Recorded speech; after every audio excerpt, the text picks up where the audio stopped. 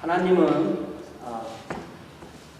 두 분이 아니시고 한 분이시죠. 하나님 한 분이시고 그 하나님께서 세상에 사람을 지으셨어요.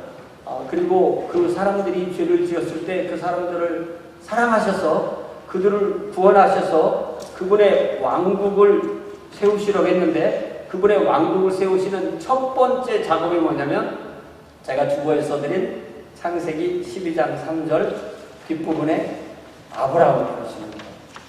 그러니까 하나님은 한 사람부터 시작하시는 거예요. 한 사람, 아브라함. 네, 여러분 주보에 보니까 뭐라고 써 있어요? 땅의 모든 족속이 너가 누구예요?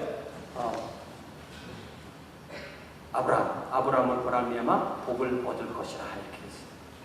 그래서 하나님이 아브라함을 선택하신 이유는 그의 후손이 먼저 유대인을 이루고 유대인을 가운데서 아브라함의 씨로 오신 예수를 통해서 먼저 유대인들이 구원받고 그들이 온 세상에 나가서 예수를 이 세상에 전함으로 하나님의 왕국 백성을 만드는 거예요. 그렇기 때문에 예수님은, 그러니까 하나님은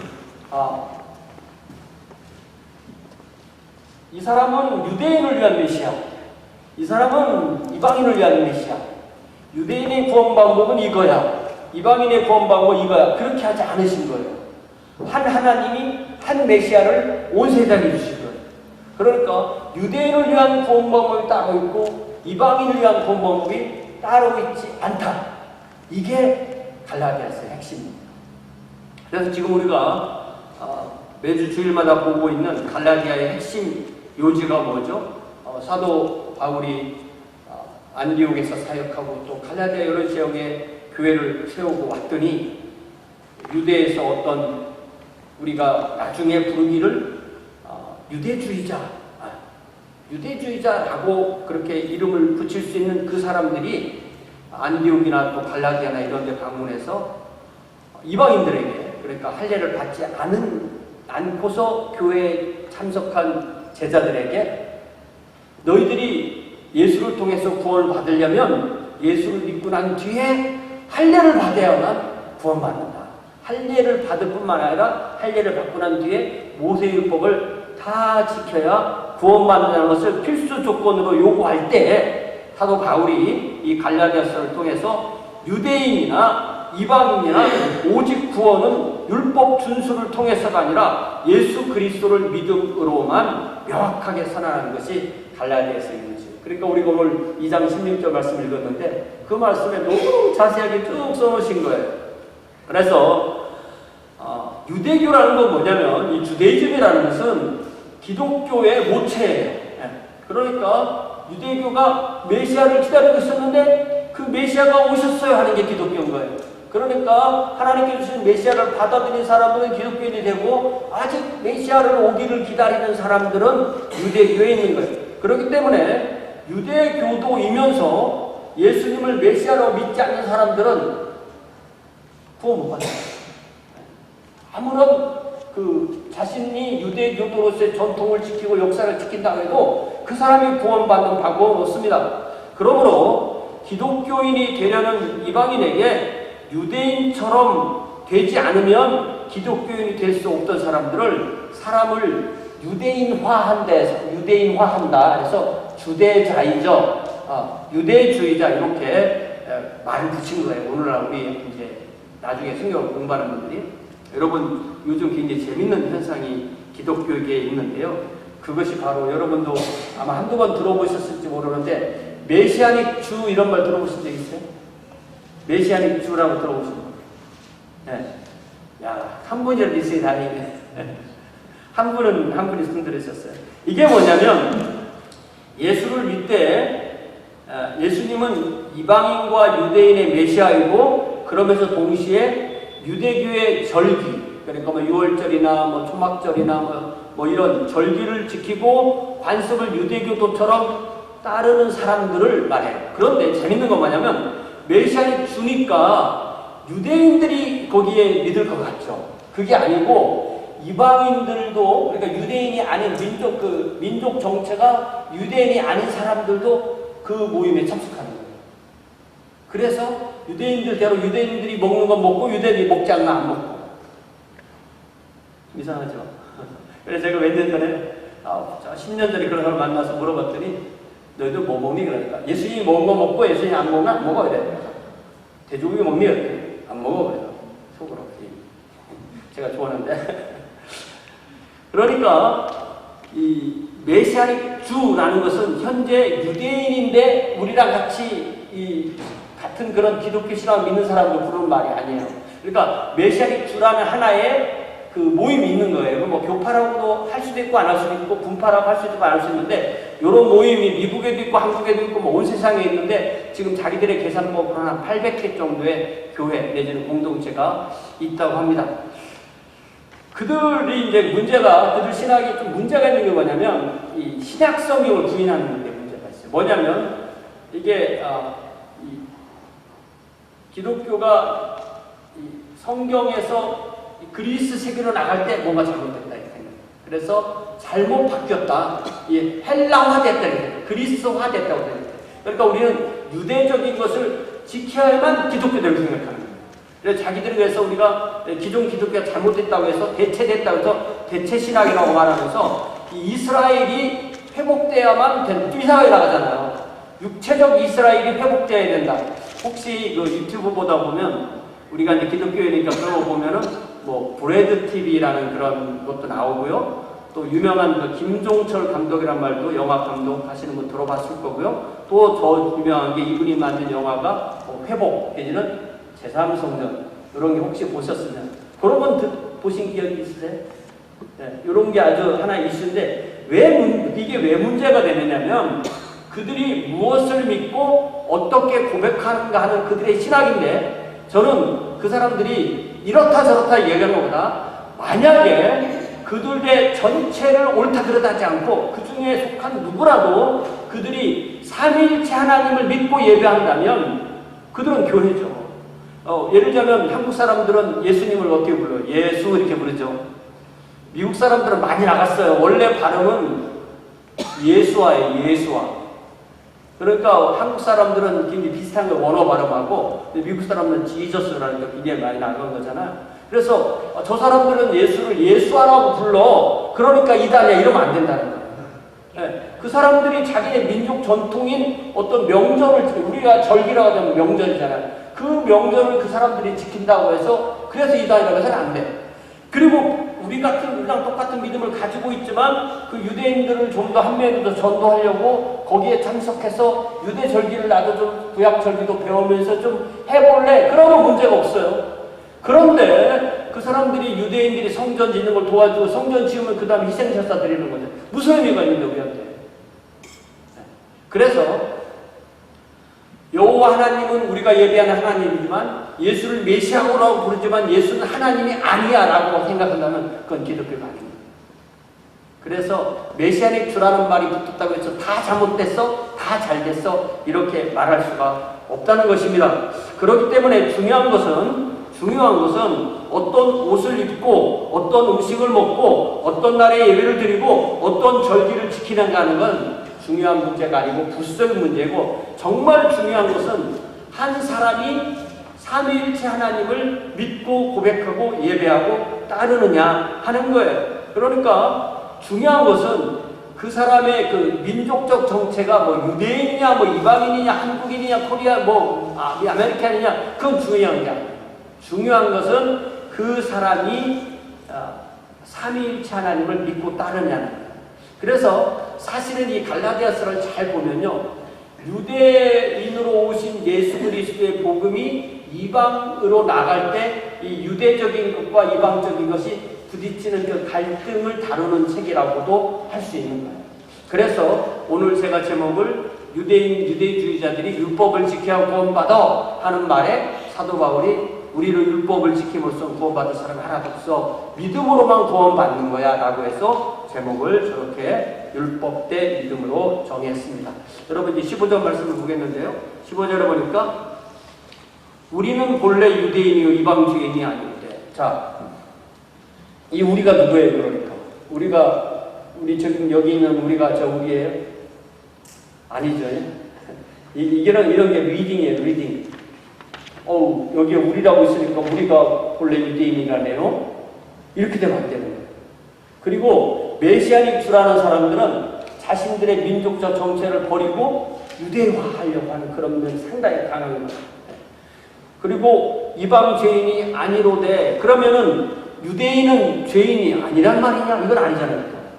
로마서 읽어보면은 유대인이나 이방인이나 다 죄인이라 했죠. 하나님 앞 죄인이 한 사람 아무도 없다 그랬죠. 그러니까 우리는 본래 유대인이요 이방 죄인이 아니로다 할 때 사도 바울 뭐 자신이나 뭐 베드로 사도나 야고보 사도나 또 바나바 사도나 그런 사람들을 다 포함한 유대인과 이방인을 일단 구별해요. 그러면서 유대인의 장점이 무엇이냐? 유대인은 분명히 그 프리빌리지, 장점이 있다는 거예요. 유대인은 아브라함, 모세, 다윗, 수립바벨 쭉 해서 유대인이 만들어지면서 그들을 통해서 약속하신 메시아를 받았기 때문에 메시아가 그들에게 맨 먼저 오셨고 그들을 만났을 때 메시아가 누군지를 제일 잘 이해할 수 있는 그런 특권이 있다는 겁니다. 그것이 여러분 로마서를 찾아보세요. 로마서 9장에 보면 도대체 유대인은 뭐냐? 이 특권은요 오늘도 똑같아요. 로마서 9장에 보면은 1절 2절에서는 내가 정말 가장 고통스러운 것은 내 민족을 전도를 해야 되는데 그게 잘 안 된다.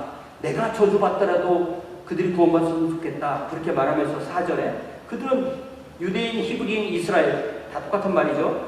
그들은 이스라엘 사람이라 그들에게는 양자된 온 세상 사람 중에서 그들이 하나님의 자녀로 택함받았어. 그렇기 때문에 하나님의 영광이 그들에게 임해 하나님께서 그들과 언약을 하셨어. 하나님께서 그들에게 율법을 세워주셨어. 그래서 그들은 하나님 앞에서 성전을 짓고 예배, 그리고 그들에게는 그리스도가 오실 약속이 있어. 그리고 그들의 모든 조상, 아브라함까지 모든 조상을 그들이 가지고 있고 결정적으로 육신으로 말을 하자면 그리스도께서 그들 가운데 나셨는데 그분이 바로 만물 가운데 계셔서 세세히 찬양받으실 하나님이셔. 이렇게 4절 5절에 나옵니다. 다시 말하면 우리가 생각할 때 유대인들은 훨씬 잘 믿을 것 같은데 왜 안 믿지? 이런 생각을 우리도 하고 사도 바울도 해요. 유대인이 훨씬 더 메시아를 잘 이렇게 받아들일 수 있는 그런 특권이 있다는 것입니다. 사도 바울 본인은 길리기아 다소에서 태어나서 청소년 기간에 자란 그런 디아스포라 유대인으로서 다메스커스 조상에서 AD 35년경에 이방인의 사도로 부름을 받았죠. 그러니까 자신은 유대인이라는 민족적 정체성을 가지고 있는 동시에 이방인에게 복음을 전하고 이방인을 대변해야 돼요. 이방인의 사도로 이방인이 믿은 복음을 이렇게 지켜야 되는 그런 사도로서의 정체성을 동시에 가지고 있었습니다. 이방인의 사도로 부름을 받고 그들을 위해 사역한다고 해서 나는 유대인은 복음 안 전해, 유대인은 베드로에게 들으세요 라고 하지 않는 거예요. 그런 이방인에게 갔지만 기회가 될수록 어느 도시에 가든 회당을 맨 처음에 가고 회당에 가면은 세 종류의 사람들이 있다고 했죠. 첫 번째는 민족적으로 유대인이면서 유대교를 믿는 사람. 두 번째는 민족적으로 이방인이면서 할례를 받고 정식 유대 교도가 된 사람. 그리고 세 번째는 할례를 받지는 않았지만 회당에 참석해서 말씀을 듣는 사람. 이런 사람들이 있는데 사도 바울이 가서 구약 성경을 근거로 복음을 전하면 그 중에서 예수를 믿는 제자들이 이렇게 나올 때부터 그때부터 그리스도의 제자가 교회로 모여서 이제는 한 도시에 유대교 회당이 있고 교회가 있고 이렇게 해서 둘이 빵빵빵 부딪힐 수도 있고 하는 것입니다. 이렇게 사도 바울이 유대교 회당에서 가서 구약 성경에 예언된 메시아가 십자가에 못 박혀 죽으시고 부활하신 나사렛 예수님을 전하게 되면 이렇게 되면 하나의 교회가 그 지역 교회가 탄생하게 됩니다.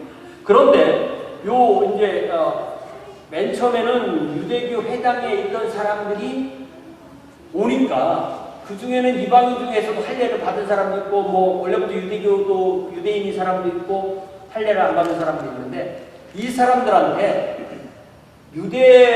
할례를 받은 유대인 출신 사람들이 가서 이방인 사람에게 할례 받아야 구원받아요. 이렇게 하는 것이 갈라디아서를 쓴 근본적인 목적이 되는 것입니다. 자, 그러면 그때는 한 사람이 어떻게 교회에 가입했냐면 누군가 그에게 복음을 전하겠죠. 복음을 전하면 복음을 듣고 그러면 자기가 믿는 것에 대해서 자세하게 공부한 다음에 그 다음에 침례를 받으면 교회 구성원이 되고 그때부터 성찬식에 참여하면서 이제 한 교회 구성원이 되는. 그러니까 침례를 받기 전, 받고 난 뒤로 나누는 거예요. 침례를 받기 전에는 이제 말씀을 배우는 사람, 듣는 사람. 이제 침례를 받고 나면 이제 정식 교육이고 그때부터 성찬식에 참여하게 되는 거죠. 자, 이제 16절을 보세요. 16절을 제가 반으로 나눴는데요. 어디까지가 반으로 나눴냐면 우리도 그리스도 예수를 믿나니 주보에 이렇게 반으로 나눠놨어요. 한번 그까지만 읽어봐요. 시작. 사람이 의롭게 되는 것은 율법의 행위로 말미암이 아니요 오직 예수 그리스도를 믿음으로 말미암은 줄 아노니 알므로 우리도 그리스도 예수를 믿나니. 그러니까 맨 앞에 사람은 유대이든 헬라인이든 뭐 이방인이든 다 사람은 오직 그거밖에 없어. 그렇기 때문에 우리도라는 말은 뭐냐면 유대인인 우리도 그리스도 예수를 믿는다 이 말이에요. 아시겠죠? 이 우리라는 말이 주는 의미가 그렇습니다. 그래서 지금 사도 바울이 말하고자 하는 핵심은 뭐냐면 유대인의 구원을 위한 방법이 따로 있고 이방인을 위한 구원의 방법이 따로 있지 않다는 것입니다. 유대인은 율법을 지키는 행위로 구원을 받고 이방인은 예수를 믿는 믿음으로 구원받는 것이 아니라는 말씀입니다. 유대인이든 이방인이든 어떤 사람이라도 의롭게 되는 것은 율법의 행위를 지킴으로써 얻는 것이 아니라는 것이죠. 그가 유대인이든 이방인이든 누구든지 오직 예수 그리스도를 믿음으로 의롭게 되는 것을 알기 때문에 유대인인 우리도 예수를 믿는다. 유대인인 우리도 율법을 지켜서 구원받는 것이 아니라 예수를 믿어서 구원받고 이방인인 너희도 율법을 지킴으로 구원받는 것이 아니라 예수를 믿음으로 구원받는다. 이거보다 더 이상 얼마나 더 클리어해요. 그러니까 유대인으로 오신 메시아 예수께서 택하신 12제자, 또 바울, 바나바 등이 유대인 그런 사람들이 이제 주님의 제자가 됐으니까 유대인 그리스도인인 거죠. 그들이 이방인에게 예수 그리스도를 전해서 함께 교회를 이루어요. 그래서 사도 바울이 전하는 그 교회는 그는 항상 언제고 어느 도시에 가면 회당을 찾아서 회당에서 먼저 전해요. 그러면 회당의 구성원 중에 일부가 예수님을 믿고 교회를 탄생. 그러면 이 남아있던 회당 사람들과 거기에서 나와서 교회를 이룬 사람 사이에서는 자연스럽게 갈등이 생겨요. 그래서 사도 바울의 고민과 고난의 커다란 원인은 이 아직도 회당에 속해 있는 유대교도가 행하는 박해로부터, 우리가 이제 신약성에 읽다 보면 그런 얘기가 많이 나옵니다. 그렇지만 사도 바울은 유대인의 구원에 대해서 지대한 관심이 있었어요. 왜 나는 믿었는데 우리 동족들은 그렇게 잘 믿지 않나. 그런 그의 고민을 자세히 써놓은 곳이 로마서 9장, 10장, 11장. 왜냐하면 로마에도 그런 사람들이 있었을 거 아니에요. 그 문제를 자세히 써놨는데요. 여러분 로마서 10장을 펴보세요. 로마서 10장에는 이런 사도 바울의 고민과 부담감이 고스란히 드러나 있는데요. 10장을 열어보면 1절부터 사도 바울의 원함과 기도의 제목은 유대인도 이방인처럼 구원받는 것이다.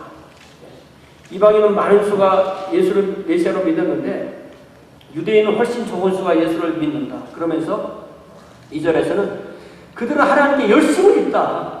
열심은 있는데 올바른 지식에 근거한 것이 아니다. 그래서 3절에 보니까 3절에 뭐라고 돼? 시작. 하나님의 의를 모르고 자기 의를 세우려고 힘써 하나님의 의에 복종하지 아니하니. 누구 얘기하는 것 같아요? 자기 안 믿던 시절 얘기잖아요. 자기가 이렇게 했다는 거예요. 그러니까 하나님께서 주시는 의가 있고 자기가 세우려는 의가 있는데 4절에 기록된 대로 하나님께서 주시는 의는 하나님께서 그리스도를 믿는 자에게 주시는 의고 자기의 의는 스스로 율법을 지키는 행함으로 얻는 이에요.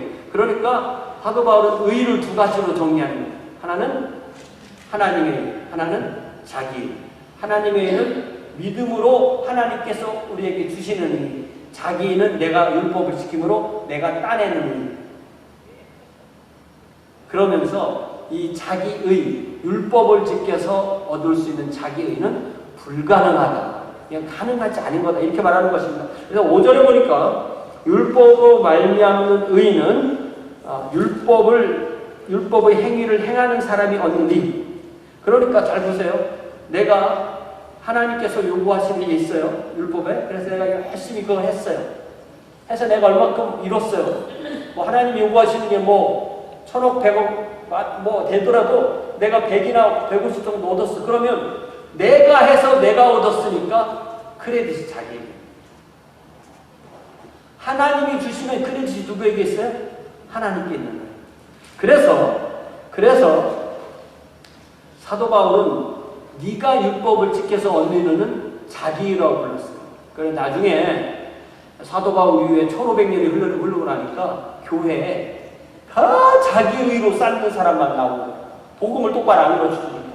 그래서 루터가 그걸 보고 뭐라 했냐면 자기 의의 신학 이렇게 안 붙이고 루터가 천재거든요. 뭐라고 불렀냐면 영광의 신학을 했어요. 율법으로 얻는 자기 의로. 무슨 말이냐면은 영광의 신학이가 말은 무슨 말이냐면은 크레딧을 자기가 얻었으니까 그 구원 받아서 오는 삐까번쩍한 그 영광이 누구에게 있다고? 자기에게. 그러면 영광이 받는 말은 뭐예요? 치욕이잖아. 네? 치욕의 신학일 것 같은데 치욕의 신학으로 부르지 않고 또 반대로 뭐라고 그러냐면 십자가의 신학이라고 했어요. 왜? 십자가가 치욕이잖아. 왜?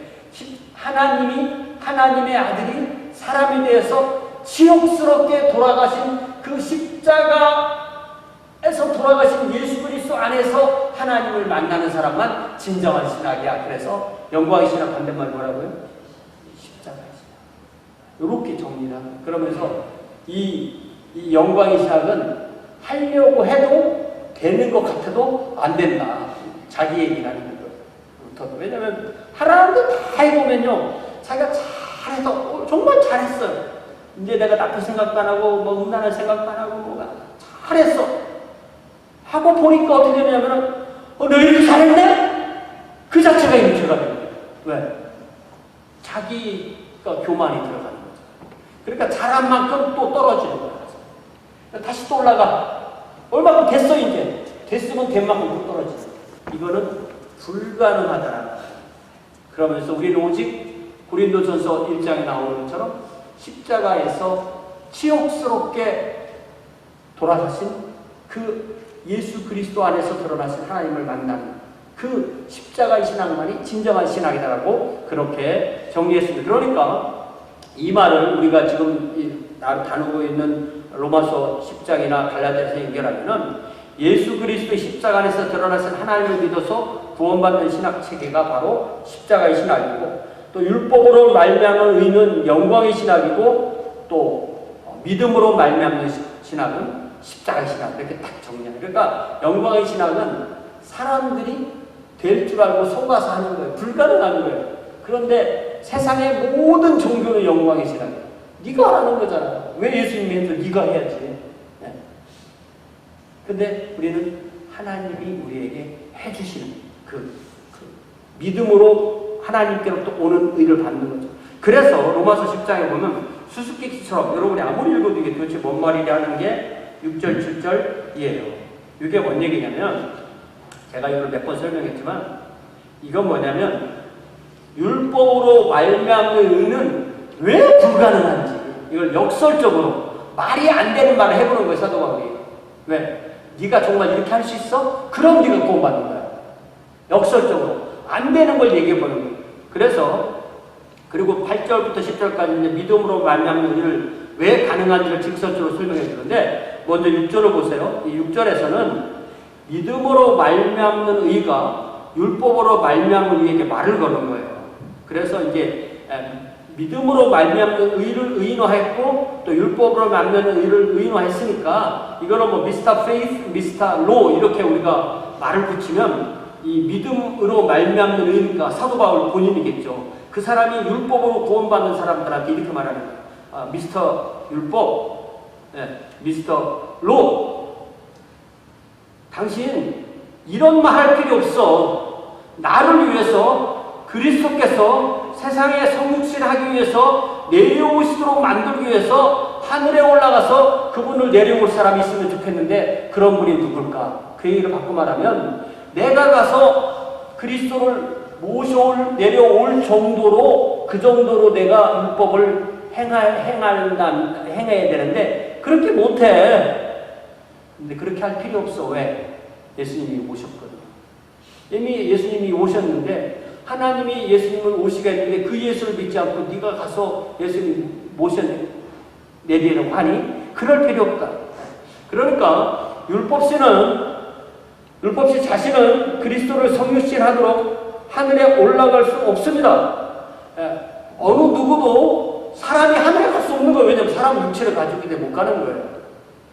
그러므로 율법으로 하나님의 의를 이룰 수 있다고 말하는 것은 그 사람이 하늘에 올라가서 메시아를 성육신하도록 할 정도의 능력이 있다. 내가 그만한 율법으로 내 삶이 그만큼 깨끗하고 거룩하고 능력이 있다라고 하는 말을 할 사람이 있다면 그런 사람 아무도 없고 그렇게 할 수 있는 분은 하나님뿐이야. 그 말을 바꿔서 7절도 이제 풀었으면 똑같은 말이겠죠. 미들씨가 뭐라고 말하냐면 율법시 다음과 같이 말하지 마세요. 나를 위해서 십자가에서 죽으시고 무정에게 가신 그 그리스도를 죽은 자 가운데서 부활하시도록 모시고 올 사람이 누가 있을까? 이런 말 할 필요 없다. 왜냐하면 그리스도께서는 이미 무정에게 가셔서 죄와 죽음과 사탄의 권세를 멸하시고 부활하셨기 때문에 당신 그런 말 할 필요 없어. 이 말을 또 바꿔 말하면 그 사람이 무정에게 갈 수 없잖아요. 왜? 만약 내가 죽으면 무정에게 가는지 안 가는지 한번 죽어볼게. 네. 그러니까 죽음은 라운드 출입이 안 되는 거예요. 내가 죽어보고 갔다 와보게 해줄게. 이게 안 되는 거예요. 예수님만 라운드 출입을 하시고. 네? 그러니까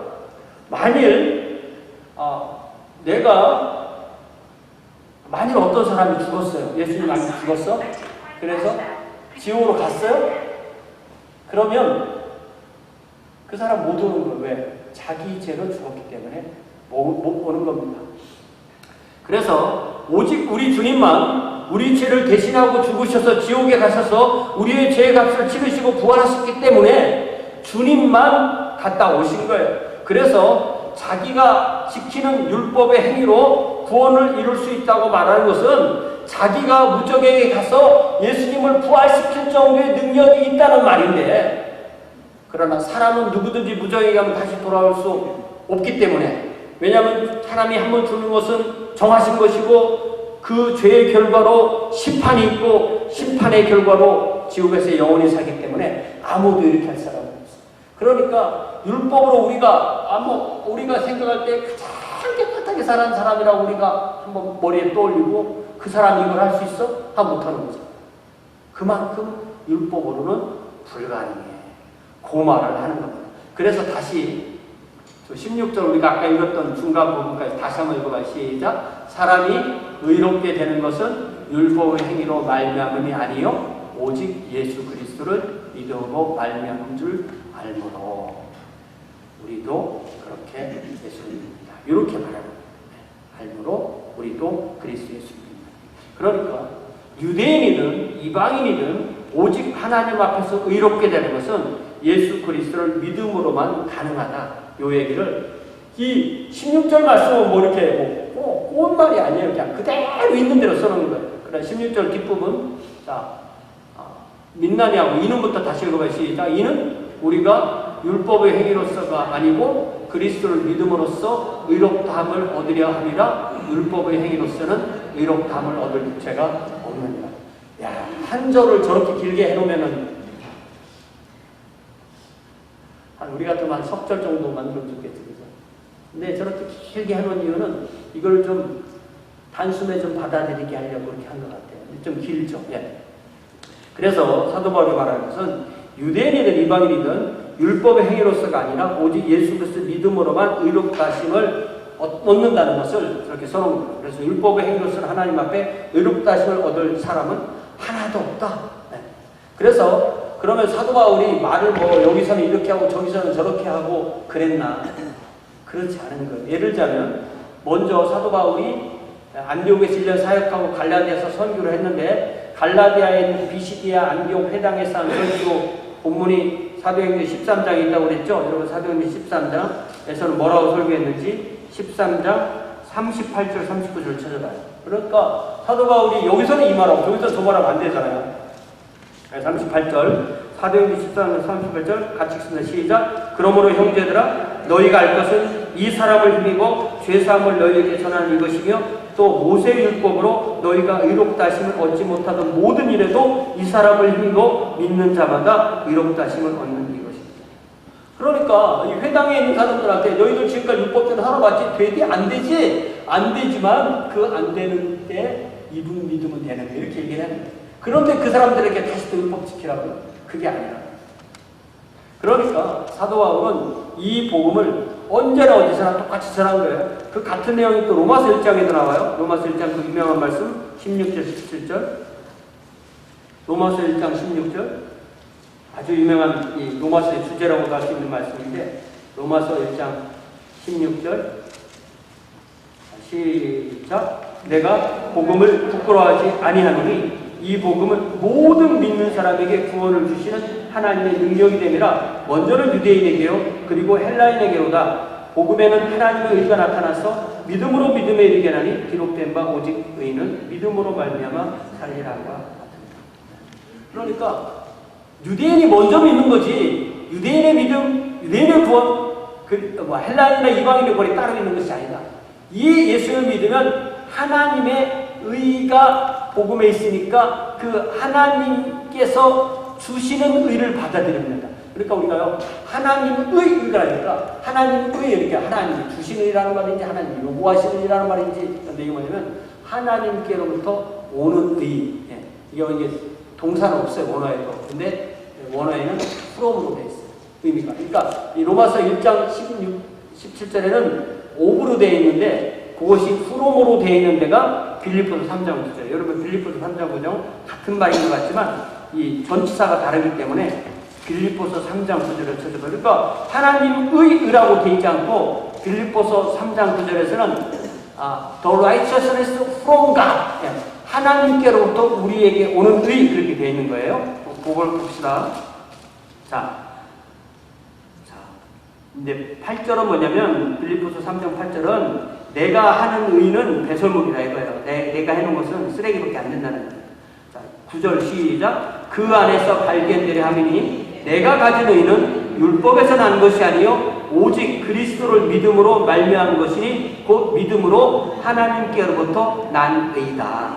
그러니까 여기 영어로 보니까 the righteousness that comes from God. 그런데 이 comes는 이 동사는 이게 이제 번역할 때 집어넣은 거예요. 그런데 원어에서는 이 전치사는 확실히 있어요. from은 또 확실한 거죠. 하나님께로부터 나에게 주어지는 의다. 이게 바로 복음의 핵심입니다. 그러니까 제가 이미 루터가 정리한 두 신학 체계로 말해줬죠. 자기 의로 자기가 율법을 지켜서 자기가 노력해서 자기가 크레딧을 얻고 자기가 삐까뻔쩍한 그 신학을 뭐라고 한다 했죠? 삐까뻔쩍하니까 뭐라고? 영광의 신학. 그런데 예수 그리스도 안에서 하나님을 만나는 신학, 예수 그리스도 십자가에서 만나는 신학 뭐라고 했어요? 십자가의 신학. 이렇게 정리했는데 그러니까 자기의 율법의 행위로 말미암은 의가 결국 영광의 신학이고 이것은 100% 불가능하다. 그러니까 이 세상의 종교나 율법이나 자기의 무슨 노력이나 자기로부터 근거한 뭘로 하는 것은 되는 것 같처럼 생각하지만 100% 망하는 것. 그럼 불가능한 것입니다. 오직 그리스도를 믿음으로 말미암은 의, 믿음으로 하나님께 난 의, 이것이 바로 십자가에서 하나님을 만나는 십자가의 신학이고 이 의는 100% 가능한데 왜 가능해요? 하나님이 우리에게 그 의를 주시기 때문에 하나님께서 우리에게 믿음으로 주시는 이 의이기 때문에 100% 가능하다.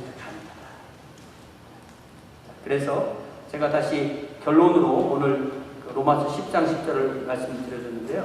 써놨는데 이 사도 바울의 로마서 10장을 쭉 보면은 마음으로 믿어 의에 이르고 입으로 신하여 구원에 이른다고 그러니까 모든 사람의 마음속에 그럼 예수가 있나? 이런 말이 아니에요. 쭉 읽어보면 뒤에 우리가 전하지 않으면 어떻게 믿느냐? 전하는 사람이 없으면 어떻게 전하냐? 그래서 누군가 복음 전도자가 복음을 딱 전하면 그 사람이 마음에 예수님이 딱 이렇게 들어오시면 그때가 언제냐면은 집을 져놓고 집을 져놓으면 우리가 뭐 해요? 껍데기만 있는 게 아니잖아요. 전기도 가설하고 수도도 가설하고 그 다음에 뭐예요? 인터넷도 가설하고 근데 전기가 들어왔는데 전기를 못 써, 그 사람은. 왜 못 쓰니까 스위치를 어떻게 올리는지 몰라. 네. 전등을 켜고 싶은데 스위치를 어떻게 할지 모르는 거야. 그 스위치를 딱 켜는 거, 거기에 믿음이 있는 거죠. 그러니까 자기가 스위치를 켜놓고 하나님이 아무리 나를 구원해 주려고 해도 내가 안 믿으면 하나님이 나를 구원 못하니까 하나님이 하시고 50%, 내가 믿으면 50%. 이렇게 믿는 것을 시너지즘이라고 해서 신인 협력설이라고 해요. 우리는 그렇게 믿지 않습니다. 하나님의 100% 하신 일을 우리가, 은혜로 하신 일을 우리가 믿음이라는 것은 받아들였다는 거예요. 믿음으로 받아들여요. 그러니까 예수님이 내 안에 오셨을 때 내가 그 다음에 할 일은 뭐예요? 내 입으로 예수님을 내 마음으로 일단 믿고, 그러면 내가 이미 하나님의 의가 내 안에 왔고, 내가 그렇다는 것을 입으로 시인해서 구원해 줍니까? 의 따로 구원 따로가 아니에요. 우리가 이렇게 보면 이 사람은 의는 되는데 아직 구원 못 받았어, 이런 말은 아니에요. 의와 구원은 마음에 있는 것과 입으로 나온 것이 똑같다, 이런 거예요. 그러니까 말씀을 히브리적 사고로 읽으면 그렇게 읽을 수 있어요. 그래서 내가 예수님을 나의 주와 구주로 믿고 입으로 시인할 때, 그때 나의 주님이 나의 평생의 주인이 되시고 나는 그분을 따르는 제자가 되고, 이것이 바로 그리스도인의 삶입니다. 이제 우리 집사님 반주해 주신 동안에 우리가 이렇게 율법의 행위가 아니라 예수를 믿음으로 구원해 주시는 하나님의 은혜에 감사드리는 찬양드리면서 이 한 주도 주님의 제자로 승리하며 살 수 있는 도움을 구하는 기도를 주님 앞에 드리겠습니다. 함께 기도합시다.